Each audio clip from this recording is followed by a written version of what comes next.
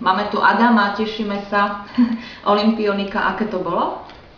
Bolo to veľmi dobre. Som veľmi rád, že som skončil 5. a 6. na olympiáde. Možno trošku nerád, že mi ušla fakt do 61 a 67 stotín medaila. Ale vravím, veľmi si vážim aj to, že som vyhral druhé kola v slalome a že sa mi podarilo skončiť 5. a 6. pretože keby mi to niekto pred olympiádou povedal, tak tomu asi ani sám neuverím. A vážne som spokojný s tým, čo som dosiahol. Škoda trošku viacej. Bolo to super, sme ti fandili. Šťastie nás sa trošku odklonilo, ale aj tak perfektný výsledok. Čo teraz? Čo ďalej? Najbližšie ma čaká vlastne majstrovstvá Slovenska, majstrovstvá Česka ešte.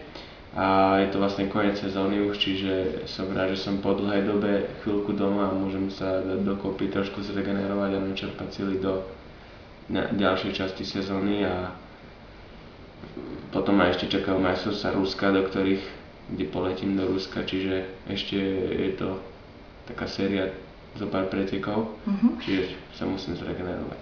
Teba doprevádzala aj priateľka, ale samozrejme stávaš sa miláčikom žien, si teraz v pozornosti, aj u nás sa babi na teba pýtajú, takže máme pre teba taký test, čo sa týka dievčat.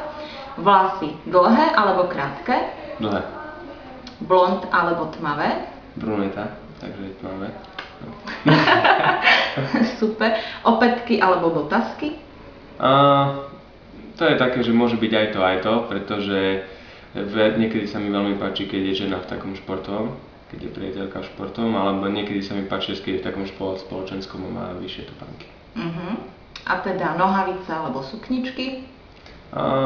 To je tiež asi leginy najviac, čiže... A čo spodné pradlo? Bez alebo so?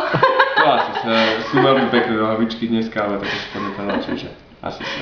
Super. Takže vlastne idol žien je de facto pre teba aj tvoja priateľka? Spĺňa tie kritériá? No to určite áno.